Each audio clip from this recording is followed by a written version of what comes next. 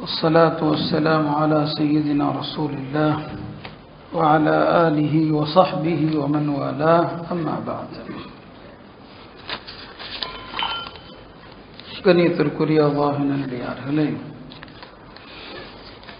இன்றைக்கு ஓதப்பட்ட சூறாக்களிலே சூரத்துல் ஜுமர் என்ற அத்தியாயத்திலே ஒரு ஆயத்து வருகிறது. அந்த வசனம் குறித்து சஹாபாக்கள் சொல்வார்கள், திரு குர்ஆனிலேயே மிகவும் மகிழ்ச்சி தருகிற ஒரு வசனம் என்று சொல்வாங்க. மகிழ்ச்சி தருகிற ஒரு வசனம். அது என்ன? அந்த வசனத்திலே அல்லாஹ் தஆலா பாவம் செய்த, அதுவும் எல்லை மீறி பாவம் செய்த எல்லா அடியார்களையும் அழைத்து அல்லாஹுடைய அருளை விட்டும் நிராசையாகி விடாதீர்கள் என்று சொல்கிற ஒரு வசனம். குல், நபியே சொல்லுங்கள், யா இபாதி, அல்லாஹ் யாரை பார்த்து கூப்பிட்றான் பாருங்க. தொழுகையாளிகளை அல்ல, நோம்பாளிகளை அல்ல, ஹஜ்ஜு செய்பவர்களை அல்ல. யாரை கூப்பிட்றான்னு சொன்னால், தங்களுக்குத்தானே வரம்பு மீறி அநீதி இழைத்த என்னுடைய அடியார்களேன்னு கூப்பிட்றான். ரப்புடைய கருணையை பாருங்க. தொழக்கூடிய என்னுடைய அடியார்களே அப்படின்னு கூப்பிடல, நோன்பு வைக்கிற என்னுடைய அடியார்களேன்னு கூப்பிடல, ஹஜ்ஜு செய்கிற என்னுடைய அடியார்களேன்னு கூப்பிடல. யா இபாதி அல்லதீன அஸ்ரஃபு அலா அன்ஃபுஸிஹிம், வரம்பு மீறி தங்களுக்குத்தானே அநீதி இழைத்து கொண்ட என் அடியார்களே. லா தக்னது, நீங்கள் நிராசை அடைய வேண்டாம். மிர் ரஹ்மத்தில்லா, அல்லாஹ்வுடைய அருளை விட்டும். லா யக்ஃபிரு துனூப இல்லா ஜமீஆ, இல்லாஹு, பாவங்களை அவனை தவிர யாரும் மன்னிப்பதில்லை. இன்னஹு ஹுவல் கஃபூருர் ரஹீம். பாருங்க எவ்வளோ அழகான ஒரு வசனம். அதனால தான் இந்த வசனத்தை பற்றி சஹாபாக்கள் சொன்னாங்க, குர்ஆனில் ஆக மகிழ்ச்சி ஊட்டுகிற வசனம்.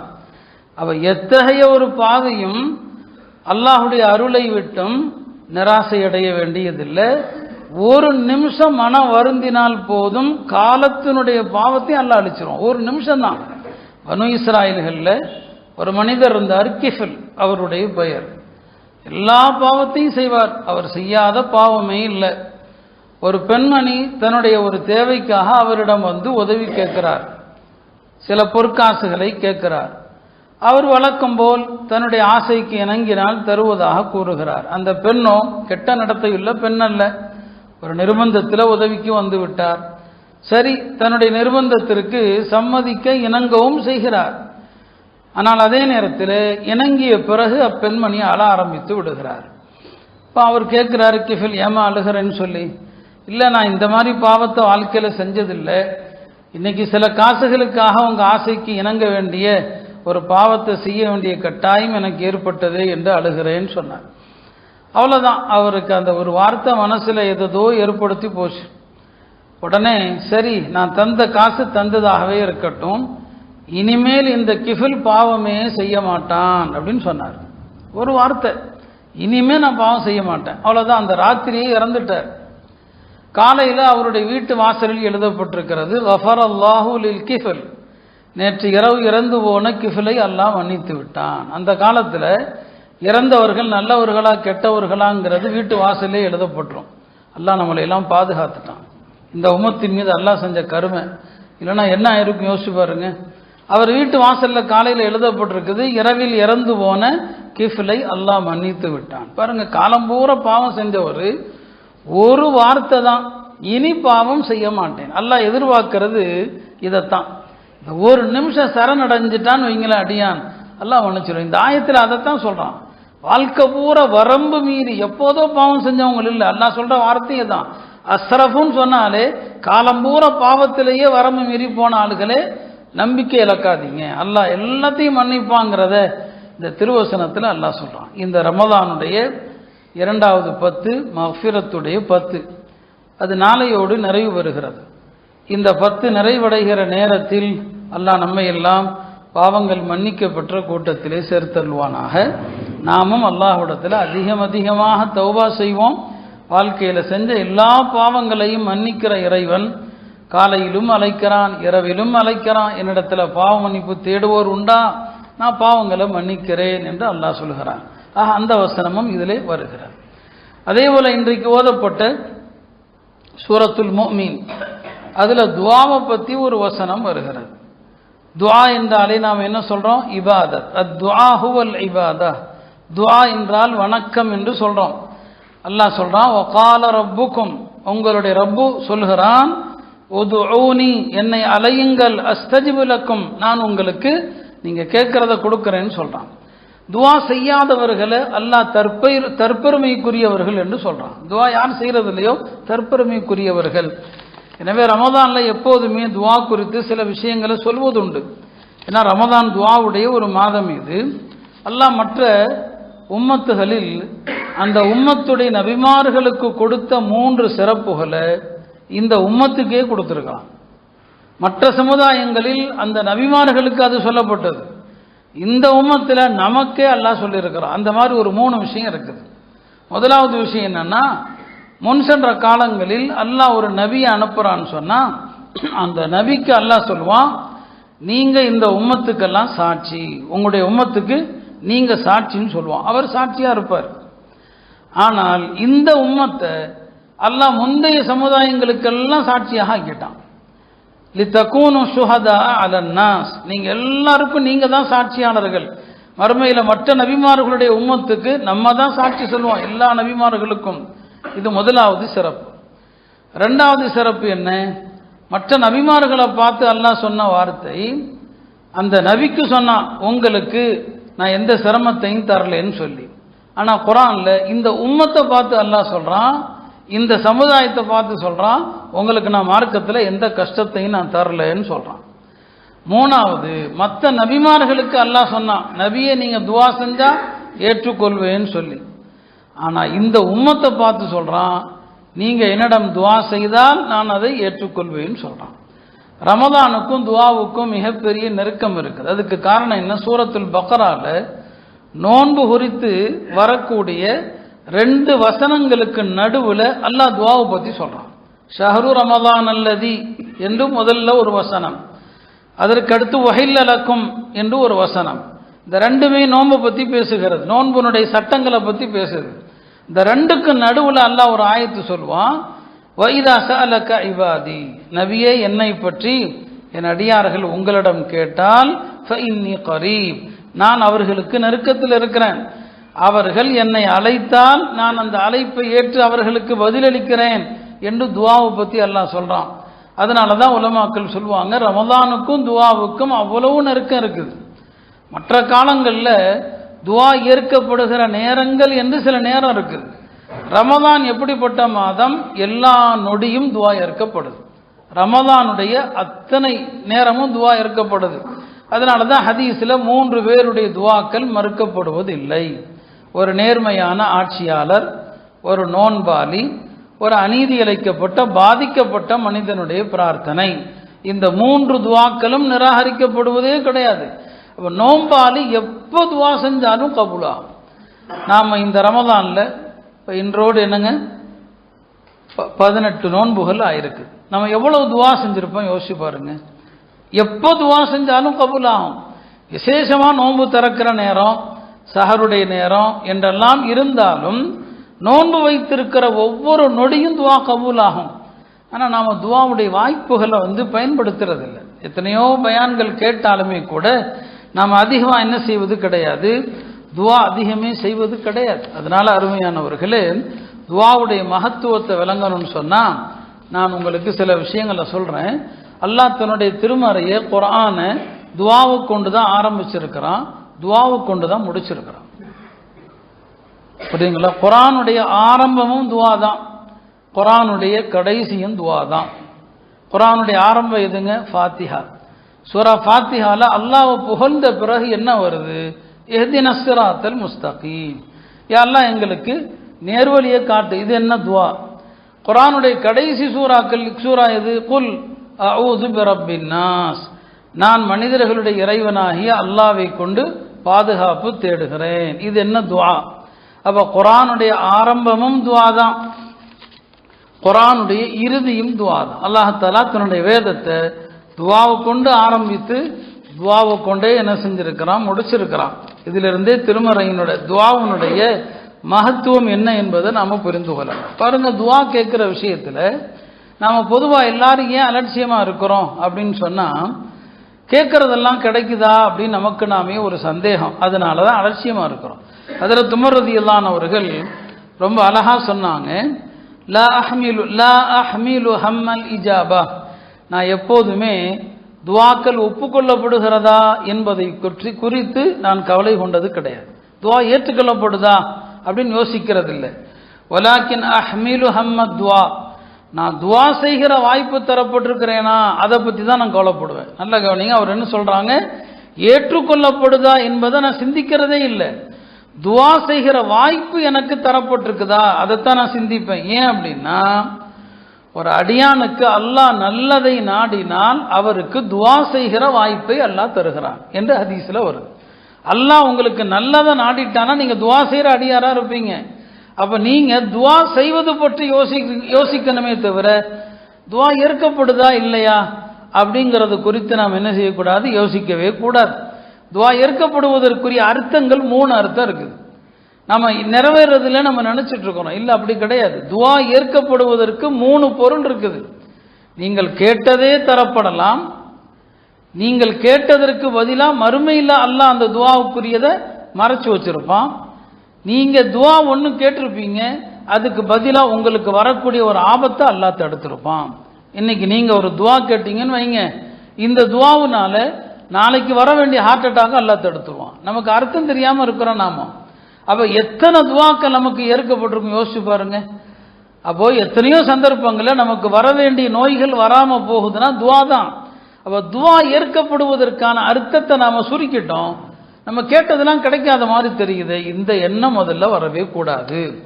அதனால இதை நாம என்ன செய்யணும், புரிந்து கொள்ளணும். அழகான துவாக்கள் எப்படி எல்லாம் செய்யணும் என்பதை 1-2 உதாரணங்கள் சொல்றேன். துவா நம்ம கேட்டதே கிடைக்கணும் அப்படின்னு நம்ம ஆசைப்படுறோமா இல்லையா? நம்ம கேட்டது கிடைக்கிறதுக்கு, துவா ஏற்கப்படுவதற்கு நாம சில காரியங்கள் செய்யணும். முதலாவது என்ன, துவாவுக்கு முன்னால ஏதாவது ஒரு சதகா செய்யுங்க. துவாவுக்கு முன்னால சதகா செய்யுங்க. பள்ளிக்கு வரும்போது யாராவது மிஸ்கின்களுக்கு ஏதாவது ஒரு சதகா செய்யுங்க. இது முதலாவது. 2வது என்ன, துவாவுக்கு முன்னால நிறைய திக்ர் செய்யுங்க. திக்ர் செஞ்சுட்டு துவா செஞ்சா கபூல் ஆயிடும். 3வது என்ன, உங்களுக்கு தெரிந்த அல்லாஹ்வுடைய திருநாமங்களை அடிக்கடி சொல்லுங்க. என்ன தெரியும் உங்களுக்கு? யா ஹய்யு தெரியுமா, யா கையூம், யாதல் ஜலாலி வல் இக்ராம், என்ன தெரியும்? எதுவுமே தெரியலையா, யா ரப் யா ரப் யா ரப்னு சொல்லிக்கிட்டே இருங்க போதும். இந்த ஒரு வார்த்தை வானத்தின் கதவுகளை திறக்க போதுமானது. யா ரப்னு சொல்லுங்க. இதெல்லாம் துவாவில் கடைபிடிக்க வேண்டிய விஷயம். துவான்னு சொன்னாலே கேட்டுக்கிட்டே இருக்கிறது இல்லை, எல்லாம் அதை கூட இதை கூட இல்லை, அல்லாவை இடையில கூப்பிட்டுக்கிட்டே இருக்கிறதும் துவா.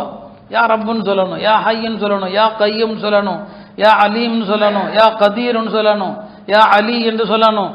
அல்லாவுடைய திருநாமங்கள் எத்தனை உங்களுக்கு தெரியுமோ துவா நடுவில் இதெல்லாம் சொல்லி சொல்லி சொல்லி சொல்லி அப்புறம் தேவைகளை கேட்டு பாருங்க. இதெல்லாம் அனுபவத்தில் கடைபிடிச்சு பார்க்கணும், பயான்கள் கேட்பதற்கு இல்லை. அப்போ துவா கபூல் ஆகிறத நீங்க அனுபவத்தில் என்ன செய்யலாம் பார்க்கலாம்.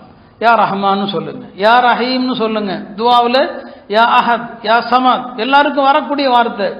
இதெல்லாம் கேட்டு துவா செஞ்சு பார்த்தா துவா கபூல் ஆகும். துவாவில் நபி ஸல்லல்லாஹு அலைஹி வஸல்லம் அவங்க மேல ஸலவாத் சொல்லிக்கிட்டே இருக்கணும். இடையிடையே ஸலவாத். அல்லாஹும்ம ஸல்லி அலா சய்யிதினா முஹம்மத். ஆரம்பத்திலையும் நடுவுலையும் முடிக்கும் போதும் எவ்வளவு ஸலவாத் சொல்லமோ துவா வேகமாக கபூல் ஆகும். துவால அல்லாட்ட அடம்பிடிக்க வேண்டும். அல்லாட்ட மனுஷன்ட அடம் பிடிச்சா அடி விடும், அல்லாட்ட அடம் பிடிச்சா அருள் கிடைக்கும் இல்லையா? ஒரு குழந்தை கூட தாய்கிட்ட ரொம்ப அடம் பிடிச்சா அடி தான் விடும், அப்படிதானே? தாயினா ஒரு அடி பார்க்குற வரைக்கும் பார்ப்பாங்க, அடிச்சு விடுவாங்க. அல்லாட்ட அடம் பிடிச்சா அல்லாவுடைய அருள் கிடைக்கும். ஹதீஸில் அப்படிதான் வருது, அலிஹு, அல்லாட்ட அடம்பிடித்து கேளுங்க அப்படின்னு சொன்னான். அப்போ இதெல்லாம் துவா ஏற்கப்படுவதற்கு முன்னால இந்த மாதிரி ஏதாவது செய்யறது, ஒரு சதகா, ஒரு முக்கியமான துவா கேட்க வர்றீங்களா, யாருக்காவது நல்ல சாப்பாடு போடுங்க, சந்தோஷப்படுத்து, ஒரு மிஸ்கீனை சந்தோஷப்படுத்திட்டு அப்புறம் வந்து துவா கேட்டு பாருங்க, துவா கபூல் ஆகிடும். அல்லாஹ்விடத்தில் நல்லடியார்கள் விதவிதமாகலாம் என்ன செய்வாங்க, துவாக்கள் கேட்பாங்க. துவா என்பது வந்துவிட்ட சோதனையிலிருந்தும் பலன் தரும், வராத சோதனையிலிருந்தும் பலன் தரும். துவா கேட்டுட்டே இருந்தா நிறைய சோதனை வராது. வித்தியாசமாவெல்லாம் துவா செய்வாங்க. ஹஜ்ரத் உமர் ரலியல்லாஹு அன்ஹு அவர்கள் ஒரு மனிதரை கடந்து போறாங்க. அவர் இப்படி துவா செய்கிறாரு, அல்லாஹும்ம ஜஅல்னி மின் இபாதிக்கல் கலீல், யா அல்லாஹ் உன்னுடைய அந்த குறைந்த ஏற்றுக்கொள்ளப்பட்ட அடியார்கள் இருக்கிறார்களே அந்த கூட்டத்தில் என்னையும் சேர்த்தருள். ஏற்றுக்கொள்ளப்பட்ட அந்த குறைவான அடியார்களில் என்னையும் சேர்த்தருள். அல்லாஹும்ம ஜஅல்னி மின் இபாதிக்கல் கலீல்னு சொல்லி உமருல்லான் அவர்களுக்கு இந்த துவா ரொம்ப ஆச்சரியமாக இருந்தது. அவர் அழைத்து கேட்டாங்க, இப்படி ஒரு துவா நீ எங்கிருந்துப்பா எடுத்த? இப்படி துவா உனக்கு எப்படி கிடைச்சிது? உன்னுடைய குறைவான அடியார்களோடு என்னையும் சேர்த்தருள்னு சொல்லி. பாருங்க, குரானை சிந்திக்கிற மக்களுக்கு விதவிதமாக தோணும். அப்போ அவர் சொன்னார், நான் குரானில் பார்க்குறேன், அல்லாஹ் நல்ல விஷயங்களை பற்றி சொல்கிற இடங்கள்ல எல்லாம் கொஞ்சம் பேர் அப்படின்னு தான் சொல்கிறான். நூஹ் அலைஹிஸ்ஸலாமுடைய சரித்திரத்தில் அல்லாஹ் சொல்கிறான், ஒமா ஆமன மஅஹு இல்லா கலீல். நூஹ் அலைஹிஸ்ஸலாமை கொண்டு சொற்ப நபர்கள் தான் ஈமான் கொண்டார்கள். அப்போ நூஹ் அலைஹிஸ்ஸலாமை கொண்டு ஈமான் கொண்ட கூட்டம் சொற்ப கூட்டம் தான். சூரா வாக்கியால சொர்க்கத்துக்கு செல்லக்கூடிய மக்களை பற்றி சொல்லும்போது என்ன சொல்கிறான்? சுல்லத்தும் மினல் அவ்வலீன் ஒ கலீலும் மினல் ஆஹிரீன். முன்னோர்களில் ஒரு சிறிய கூட்டம், பின்னோர்களில் ஒரு கொஞ்சம் கூட்டங்கிறான். அப்போ சொர்க்கத்துக்கு போகிற கூட்டமும் கொஞ்சம் கூட்டம் தான் தெரியுது. தாவூத் அலைஹிஸ்ஸலாமுடைய குடும்பத்தாருக்கு அல்லாஹ் சொன்னா, யஅமலு ஆல தாவூத ஷுக்ரா. தாவூதுடைய குடும்பத்தாரே அல்லாஹ்வுக்கு நன்றி செலுத்தி வணக்க வழிபாடுகளில் ஈடுபடுங்கள்னு சொல்லிட்டு, ஓ கலீலும் மின் இபாதிய ஷக்கூர், என்னுடைய அடியார்களில் நன்றி செலுத்துகிற அடியார்கள் கம்மி தாங்கிறான். அங்கே என்னங்க கொஞ்சம் பேர் தான். இன்னைக்கு ஓதணும், தாவூத் அலைஹிஸ்ஸலாம்கிட்ட 2 வழக்காளிகள் வந்தாங்க. ஒருத்தர் 99 ஆடு வச்சிருக்கிறாரு, ஒருத்தர் ஒரு ஆடு வச்சிருக்கிறாரு. 99 ஆடு வச்சிருக்கிறவன் ஒரு ஆட்டுக்காரன்ட்ட, ஏன்டா எனக்கு அந்த ஒன்றை கொடுத்துரு நான் 100 ஆக்கிக்கிறேன்னு சொன்னதா ஒரு வழக்கு வருது. அங்கே தாவூத் அலைஹிஸ்ஸலாம் சொன்னாங்க, பங்காளிகள் எப்போதுமே ஒருவர் மற்றவருக்கு அநீதி இழைக்கிறார்கள், எல்லை மீறுகிறார்கள். பங்காளிகள் ஒரு ஆள் இன்னொருத்தருக்கு அநீதி இழைப்பான். ஆனால் இல்லல்லதீன ஆமனு அமிலு சாலிஹா, ஈமான் கொண்டு அமல் செய்கிறவர்களை தவிர அவங்க அநியாயம் செய்ய மாட்டாங்க. ஓ கலீலும் ஆகும், ஆனால் அவங்க கம்மி தாங்கிறான். அப்போ அவர் சொன்னார், பாருங்க, எல்லா இடத்துலையும் நல்லவர்கள் கம்மி கம்மின்னு அல்லாஹ் சொல்கிறான். உமருல்லானவர்கள் ஆச்சரியப்பட்டு அழுதாங்க. அங்கேயே துவா செஞ்சாங்க, அல்லாஹும்ம ஜஅல்னி மின் இபாதிக்கல் கலீல். அல்லாஹ் இந்த குறைவான அடியார்கள் சொல்கிற இல்லையா, அதில் என்னையும் சேர்த்துக்கன்னு சொன்னாங்க. இப்போ அல்லாஹ்வுடைய நல்லடியார்கள் குரானை விளங்கி அதிலிருந்து என்ன செய்வாங்க? துவாக்கள் செய்வாங்க அப்படிங்கிறத பார்க்குறோம். எனவே அருமையானவர்களே, ரமதான் துவாவுக்குரிய அற்புதமான மாதம். இந்த மாதத்தில் நம்ம துவா செய்யலைன்னா வேறு எந்த மாதத்தில் துவாவுடைய இன்பம் வரும்? ரமதானில் துவாவுடைய இன்பம் உங்களுக்கு வரலன்னு சொன்னால் 11 மாதமும் துவாவுடைய இன்பம் வரவே வராது. அதனால சஹரில் இஃப்தாரில் அல்லாஹ்விடத்தில், ஏன்னா அதிகமாக நம்ம துவா செய்ய வேண்டிய தேவை நமக்காக மட்டும் இல்லை, முழு உம்மத்துக்கும் துவாவுக்காக வேண்டி நாம் என்னங்க தேவையுள்ள மக்களாக இருக்கிறோம். எனவே நொடி பொழுதுகள் அத்தனையும் துவா செய்யுங்க. கடையில் இருந்தாலும் துவா செய்யலாம், யாரும் வரல கடைக்கு, அந்த நேரத்தில் துவா செய்யலாம். எல்லா நேரங்களிலும் துவா செய்வதற்கான வாய்ப்பு நமக்கு இருந்தும் படுத்துக்கொண்டே துவா செய்யலாம். சும்மா உட்கார்ந்துருக்கிற நேரத்தில் துவா செய்யலாம். 18 நாட்கள் முடிந்து போனது, எஞ்சி இருக்கிற நாட்களுடைய ஒவ்வொரு நொடியும் துவா செய்யுமாறு கேட்டுக்கொள்கிறேன். ரமதான் துவாவுடைய மாதம். அல்லாஹ் என்னை அழையுங்கள், நான் உங்களுக்கு பதிலளிக்கிறேன் என்று சொல்கிறான். 3வது விஷயமாக, இதோ நாளையோடு 2வது 10 முடிந்து 3வது 10 ஆரம்பிக்கிறது. 3வது 10ல் தான் யாத்திகாஃபு, லைலத்துல் கத்ர், இந்த வணக்கங்கள் எல்லாம் 3வது 10ல் தான் இருக்குது. மற்ற வணக்கங்களை வாழ்க்கையில் எப்போனாலும் செய்யலாம், ஆனால் இது இங்கே தான் நம்ம செய்ய முடியும். அதனால் அதை பற்றிய சில விஷயங்களை நினைவூட்டுகிறேன். ஏத்திகாஃபுங்கிறது ரமதானுடைய பிரத்யேக அமல். மற்ற காலத்திலையும் ஏத்திகாஃப் இருக்கலாம், அது நஃபிலான ஏத்திகாஃப்னு சொல்லுவாங்க. ஒரு காரியம் நிறைவேறுவதற்கு நேர்ச்சி செய்யலாம். ஒரு காரியம் நடக்கணும், நேர்ச்சி செஞ்சு ஏத்திகாஃப் இருக்கலாம். அது ஃபர்து, அது கட்டாயமாயிடும். அந்த காலத்தில் ஏதாவது ஒரு காரியம் நடக்கணும்னா பள்ளியில் ஏத்திகாஃப் இருப்பதாக நேர்ச்சி பண்ணுவாங்க. 1 நாளோ 2 நாளோ அவர் விரும்புகிற காலத்தை சொல்லி நேர்ச்சி பண்ணலாம். அந்த மாதிரியான ஏத்திகாஃபுகளும் இருக்குது. ஆனால் ரமதானுடைய ஏத்திகாஃபுக்கு நிகராக எதுவுமே கிடையாது. நல்லா தெரிஞ்சுங்க, ரமதானுடைய கடைசி 10 ஏத்திகாஃப் இருப்பது முஅக்கதாவான சுன்னத்து. ரமதான் முழுவதும் ஏத்திகாஃப் இருப்பது சுன்னத்து கைர முஅக்கதா. ரமதான் முழுவதும் ஏத்திகாஃப் இருக்கணும். ரசூல் ஸல்லல்லாஹு அலைஹி வஸல்லம் ரமதான் முழுவதுமே 2 முறை ஏத்திகாஃப் இருந்திருக்கிறான். 2 தடவை அவங்களுடைய ஆயுள்ல ரமதான் முழுவதும் இருந்திருக்கிறான். அதைத்தான் நம்முடைய பெரியார்கள் எடுத்தாங்க. ஷேகுல் ஹதீஸ் ஜக்கரியா ரஹ்மத்துல்லாஹி அலைஹி, அவங்க தான் இந்தியாவில் இந்த ஏத்திகாஃப்ங்கிற அமலுக்கு உயிரோட்டம் கொடுத்த பெருமகன். அதுக்கு முன்னால் ஏத்திகாஃப்ங்கிறது அதில் ஒரு விழிப்புணர்வே கிடையாது. அவங்க தன்னுடைய முரீதுகளோடு ஒரு மாதம் ஏத்திகாஃப் இருந்தாங்க. அவங்க ஆரம்பித்தது இன்னைக்கு உலகம் பூரா அவங்களுடைய முரீதுகள் அவங்கள்ட்ட பையத்து வாங்கினவங்க இந்த அமலை உலகம் பூரா உயிர்ப்பிச்சாங்க. இப்போ அதனுடைய நன்மை பூரா அவங்களுக்கு கிடைக்கும். ஒரு மாத ஏத்திகாஃப் தான் நம்முடைய பெரியார்கள் இருப்பாங்க. ஒரு பள்ளியில் ஒரு மாதம் ஏத்திகாஃப் இருக்கிற யாராவது ஒருத்தராவது இருக்கணும். வரக்கூடிய வருடங்களில் அப்படி யாராவது தயாராகுங்க, நியத்து பண்ணுங்க. ரமலான் ஒரு மாதம் அல்லாஹ்வுடைய வீட்டில் நான் இருப்பேன் இல்லையா? நம்ம எதுக்கோ தியாகங்கள் அர்ப்பணிப்புகள் செய்கிற நாமம். அப்போ ரமலான் ஒரு மாத ஏத்திகாஃபும் இருக்கணும். அதுவும் ஒரு அமலு தான். அது கடைசி பத்தில் இருப்பது ஒரு முஅக்கதாவான ஒரு சுன்னத்தாக இருக்குது. ஏத்திகாஃப்னால என்ன நன்மை கிடைக்கும் அப்படின்னு சொன்னால், ஒரு ஹதீஸில் சொல்லப்பட்ட எல்லா விஷயத்தையும் ஏத்திகாஃப் இருக்கிறவருக்கு கிடைச்சிடும். நான் ஒவ்வொரு வருஷமும் சொல்கிறதான், நீங்கள் ஏத்திகாஃப் இருந்தீங்கன்னு சொன்னால் பல ஹதீஸுகளில் தனித்தனியாக சொல்லப்பட்ட அத்தனை சிறப்பும் ஏத்திகாஃப் இருக்கிறவருக்கு கிடைச்சிடும். அதில் ஒரு ஹதீஸ் தான், ஒரு முறை நபி ஸல்லல்லாஹு அலைஹி வஸல்லம் அவங்க கனவுல அல்லாஹை பார்க்குறாங்க, அல்லாஹ்வோடு பேசுகிறாங்க. அல்லாஹ் கேட்குறாங்க நபி ஸல்லல்லாஹு அலைஹி வஸல்லம் அவங்கள்ட்ட, வானவர்கள் எதை குறித்து தங்களிடையே விவாதிக்கிறார்கள் என்று உங்களுக்கு தெரியுமா? வானவர்கள் எதை பற்றி பேசுகிறாங்க, மலக்குமார்கள் எதை பற்றி பேசுகிறாங்கன்னு தெரியுமான்னு அல்லாஹ் என்கிட்ட கேட்டான். நான் சொன்னேன் தெரியலையேன்னு சொல்லி. இப்போ அல்லாஹ் என்ன செஞ்சான், தன்னுடைய கரத்தை என்னுடைய மார்பில் வைத்தான். அப்போ அதனுடைய ரப்புடைய கரத்தினுடைய குளிர்ச்சியை என் பாதம் வரைக்கும் நான் உணர்ந்தேன். அல்லாஹ் வச்சதும் பெருமானார் ஸல்லல்லாஹு அலைஹி வஸல்லம் அவங்களுக்கு மறைவான விஷயங்கள் எல்லாம் தெரிய ஆரம்பிச்சிருச்சு. இப்போ கேட்டான் அல்லாஹ், வானவர்கள் எதை பற்றி பேசுகிறார்கள் என்று தெரிகிறதா அப்படின்னு கேட்டான். இப்போ நான் சொன்னேன், ஆம் யா அல்லாஹ் எனக்கு தெரியுது. எதை பற்றி பேசுகிறாங்கன்னு கேட்டபோது, ஃபில் கஃபாரா, மலக்குமார்கள் சின்ன சின்ன பாவங்களுக்குரிய பரிகாரமாக உள்ள அமல்கள், பரிகார அமல்களை பற்றி பேசுகிறாங்க. அந்த பரிகார அமல்கள் என்ன? அதில் அமலே அல் முக்ஸு ஃபில் மசாஜித், பள்ளியில் தங்கி இருப்பது. பள்ளியில் ஒரு அடியான் எவ்வளவு நேரம் உட்கார்ந்துருக்கிறானோ பாவம் பூரா கழிஞ்சுக்கிட்டே இருக்கும். ஞாபகம் வச்சிருங்க. அமல் என்னங்க? பள்ளியில் இருப்பது தான். ரெண்டாவது அமல் என்ன? பள்ளிக்கு நடந்து வர்றது. மூணாவது அமல் என்ன? ஒதுவ நிரப்பமாக செய்கிறது. இந்த மூணு யார் செய்கிறாரோ அவருக்கான வாக்களிப்பை பாருங்க. இந்த மூணையும் செஞ்சா பள்ளியில இருக்கிறது, சும்மா அதிக நேரம் பள்ளியிலே உட்கார்ந்துருக்கணும், பள்ளியில இருக்கிறது, பள்ளிக்கு நடந்து வர்றது, ஒதுவ நிரப்பமாக செய்கிறது. இந்த மூணையும் செஞ்சா மன் ஃபஅல ذلك, யார் இந்த மூணையும் செய்வாரோ ஆஷ பி கைர், வாழ்விலும் நலமாக வாழ்வார். வமாத பி கைர், மௌத்தான நல்ல மௌத்தை அடைவார். வஹரஜ மின் ஸுனூபி, அவர் பாவங்களிலிருந்து அன்று பிறந்த குழந்தையை போல ஆகிவிடுவார். நீங்கள் ஹஜ்ஜுக்கு போயிட்டு வந்தால் மட்டும்தான் இந்த சிறப்பு நினைக்கிறீங்க. ஹஜ்ஜுக்கு போயிட்டு வந்தால் அன்று பிறந்த குழந்தையை போல ஆகிடுவார். இந்த மாதிரி பல அமல்கள் இருக்குது. அந்த அமலை செய்கிறவன் அன்று பிறந்த குழந்தையை போல ஆகிடுவான். இந்த மூணு அமலில் என்னங்க கஷ்டம் இருக்குது?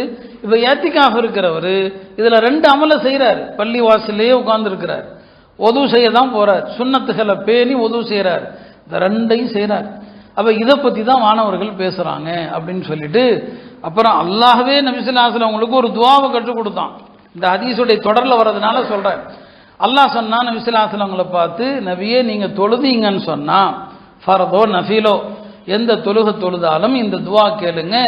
அல்லாஹும்ம இன்னி அஸ்அலுக ஃபிஅலல் கைராத் வ தர்க்கல் முன்கராத் வ ஹுப்பல் மசாக்கீன். யா அல்லாஹ், உன்னிடம் ஃபிஅலல் கைராத், எல்லா நலவுகளையும் செய்வதற்கு வாய்ப்பை கேட்கிறேன். வ தர்க்கல் முன்கராத், எல்லா தீமைகளை விட்டு விலகுவதற்கு உன்னிடம் உதவி கேட்கிறேன். வ ஹுப்பல் மசாக்கீன், நான் ஏழைகளை நேசிப்பவனாக இருக்க எனக்கு வழி செய்யுமாறு கேட்கிறேன். ஃபைதா அரத்த பி கௌமின் ஃபித்னதன், ஒரு கூட்டத்திற்கு நீ சோதனையை நாடிவிட்டால், ஃபக்பித்னி இலைக கைர மஃப்தூன், உன் பக்கமாக என்ன சோதனைக்குள்ளாக்காம மௌத்தாக்கிரு. இதை அல்லாஹ் சொல்லி கொடுக்குறான். யாருக்கு? நபி ஸல்லல்லாஹு அலைஹி வஸல்லம் அவங்களுக்கு. நபி ஸல்லல்லாஹு அலைஹி வஸல்லம் அவங்களுக்கு அல்லாஹ் சொல்லி கொடுத்த துவா எது அப்படின்னா இந்த துவா தான். அல்லாஹும்ம இன்னி அஸ்அலுக ஃபிஅலல் கைராத்தி வ தர்க்கல் முன்கராத்தி வ ஹுப்பல் மசாக்கீன். இந்த மூணை கேட்டாலே போதும். பிறகு அல்லாஹ் சொன்னான், அந்த ஹதீஸுடைய தொடர்ச்சியில் வருது, அந்தஸ்துகளை படித்தரங்களை உயர்த்துவது எது தெரியுமா? இத்ஆமுத்தாம், உணவளிப்பது, வ இஃஷாஉ ஸலாம், சலாமை பரப்புவது, வ ஸலாத்து பில் லைலி வன் நாஸு நியாம், இரவுல மக்கள் தூங்கும் போது தஹஜ்ஜத் தொழுவது என்று என்னங்க அல்லாஹ் சொன்னான். அப்போ அருமையானவர்களே, இஅ்திகாஃப்ல பள்ளியில் உட்கார்ந்துருக்கிறார். நீங்கள் சாதாரணமாக தொழுதுட்டு ஒரு 5 நிமிஷம் பள்ளியில் உட்கார்ந்துருந்தாலே மலக்குகள் துவா செஞ்சுட்டே இருப்பாங்க, அல்லாஹும்ம அக்ஃபிர் லஹு, யா அல்லாஹ் இவரை மன்னிச்சிரு, இவருக்கு கருணை காட்டு. பள்ளியில் உட்கார்றதுனால அசருக்கு பிறகு ஃபஜ்ருக்கு பிறகு பள்ளியில் உட்கார்ந்தா என்னென்ன நன்மை எல்லாம் சொல்லப்பட்டிருக்குதோ அதெல்லாம் ஏத்திகாஃப் இருக்கிறவருக்கு கிடைச்சிடும். அதனால கடைசி 10 ஆரம்பிக்குது. நிறைய மக்கள் ஏத்திகாஃப் இருப்பதை முடிவு பண்ணுங்க. 10 நாளுமே ஏத்திகாஃப் இருக்கணும் அப்படிங்கிற எண்ணத்தை வாலிபர்கள், நடுத்தர மக்கள் எல்லாருமே சரிங்களா, குறைஞ்சபட்சம் முடியலையா ஒரு 3 நாள் ஏத்திகாஃப் இருக்கிறத கடைசியாக உள்ள 27 இருந்து ஒரு 3 நாள் ஏத்திகாஃப் இருக்க முயற்சி செய்யுங்க. அதுவும் முடியலையா குறைஞ்சது ஒரு நாள் ஏத்திகாஃப் இருங்க. இது எதுவுமே இதெல்லாம் முடியலைங்கிறது நம்மளா வச்சுக்கிறது, இதெல்லாம் வாய்ப்பு இல்லையா? இந்த கடைசி 10 நாளில் காலையில் ஃபஜ்ருக்கு பிறகு இஷ்ராக் வரைக்கும் பள்ளியில் இருங்க, மாலையில் அசருக்கு பிறகு மக்ரிப் வரைக்கும் பள்ளியில் இருந்து மக்ரிபை பள்ளியில் நோன்பு திறந்துட்டு வீட்டுக்கு போங்க. குறைஞ்சபட்சம் கடைசி 10 இதையாவது செய்யுங்க. காலையிலும் மாலையிலும் ஃபஜ்ருக்கு பிறகு அசருக்கு பிறகு பள்ளியில் உட்கார்ந்துருப்போம், இதில் ஏதாவது ஒன்று செய்யுங்க. மற்ற நாட்கள் மாதிரி முதல் 2 மாதிரியானதல்ல கடைசி 10. ஹதீஸில் ரசூல் ஸல்லல்லாஹு அலைஹி வஸல்லம் கடைசி 10 அமல் செய்வதை பற்றி என்ன வருதுன்னா, வரிந்து கட்டுவார்கள். வரிஞ்சு கட்டிட்டு அமல் செய்வாங்க. நம்ம சொல்கிறோமா இல்லையா, வரிஞ்சு கட்டிட்டு வேலை செய்கிறது. மொதல் 10 செய்யாத அளவுக்கு ரமலானுடைய கடைசி 10 நபி ஸல்லல்லாஹு அலைஹி வஸல்லம் அவர்கள் அவ்வளவு முனைப்போடு பெருமானார் ஸல்லல்லாஹு அலைஹி வஸல்லம் அவங்க ஏத்திகாஃபில் ஈடுபாடு காட்டுவாங்கன்னு ஹதீஸுகளில் வர்றதுனால நாம் என்ன செய்யணும், இந்த கடைசி 10 நிறைய அமல்கள் செய்யணும். ஏத்திகாஃபில் இருக்கிற நேரங்களில் குர்ஆனுடைய துவாக்கள், ஹதீஸுடைய துவாக்கள் அதையெல்லாம் நம்ம என்ன செய்யணும், பாடம் செய்யணும். எனவே ரமலானுடைய இந்த கடைசி 10 தான் லைலத்துல் கத்ரும் இருக்குது. லைலத்துல் கத்ர் 27 என்ற ஒரு கருத்து பெரும்பான்மை கருத்தாக இருந்தாலும் அதிகமான உலமாக்களுடைய கருத்து என்ன, மாறி மாறி வரலாம். கடைசி 10 மாறி மாறி வரலாம், ஒற்றைப்படையிலும் வரலாம், இரட்டைப்படையிலும் வரலாம். அதிக நம்பிக்கை, மக்களை நிராசையாக்க கூடாதுங்கிறதுக்காக அதிகமாக நம்பிக்கை வைக்கிறது இன்னென்ன இரவுகள்னு சொன்னாங்க. இப்போ ஏத்திகாஃப் இருந்துட்டார்னா அவருக்கு எப்படியோ லைலத்துல் கத்ர் கிடச்சி போயிடும். அவர் தூங்கிக்கிட்டே அந்த இரவுல கழிச்சாலும் சரி, ஏன்னா இஷாவை ஜமாத்தோடு தொழுதுட்டார், ஃபஜ்ர ஜமாத்தோடு தொழுதுருவார். இந்த ரெண்டையும் தொழுதுட்டாலே ராத்திரி பூரா பள்ளியில் நின்று தொழுத நன்மை கிடைச்சிருது. எனவே கடைசி 10 நாட்களை தான் நம்ம பெண்கள் அதிகமாக வீணாக்குறாங்க, தாய்மார்கள் அதிகம் வீணாக்குறாங்க. எனவே அவர்களை வீட்டில் தொழுகைக்கென்று ஒதுக்கப்பட்ட இடத்துல வீட்டில் பெண்களை ஏத்திகாஃப் இருக்க சொல்லுங்க. பெண்கள் பள்ளிக்கு வர முடியாது, அது சஹாபாக்கள் காலத்திலேயே பள்ளிக்கு பெண்கள் வருவதை தடுத்து நிறுத்தப்பட்டது. அது உம்மத்துக்கு நலவில்லை. பெருமானார் ஸல்லல்லாஹு அலைஹி வஸல்லம் இருக்கும்போது பெண்கள் பள்ளிக்கு வந்தாங்கன்னா பெருமானார் இருக்கும்போது எந்த தப்பும் நடக்காது. ஏன்னா வானத்துக்கும் பூமிக்கும் நேரடி கனெக்ஷன், யார் என்ன செஞ்சாலும் தெரிஞ்சிடும். யாராவது ஒரு அந்நிய பெண்ணை பார்த்தா தெரிஞ்சிடும். பெருமானார் கேட்பாங்க, என்ன ஒரு பெண்ணை பார்த்துட்டு வரியான்னு கேட்பாங்க. அதனால தான் இப்னு உமர் சொல்லுவாங்க, விசுலாசங்க இருந்தப்போ வீட்டில் மனைவிட்ட கூட நாங்கள் பார்த்து தான் பேசுவோம், ஏன்னா நாங்கள் பேசுறது அங்கே தெரிஞ்சிடும். பெருமானார் இறந்த பிறகுதான் எங்கள் மனைவிமார்கிட்ட கூட நாங்கள் கொஞ்சம் குதூகலமாக பேச ஆரம்பித்தோங்கிறார். அப்போ அது வஹீயுடைய காலம். ஏன்னா இன்னைக்கு சில பேர் பெண்களை பள்ளிக்கு வர விஷயத்தில் ஹதீஸில் இருக்கு, ஹதீஸில் இருக்குது, அது அல்லாஹ்வுடைய தூதர் இருக்கிறாங்க, எந்த தப்பும் நடக்காதங்க.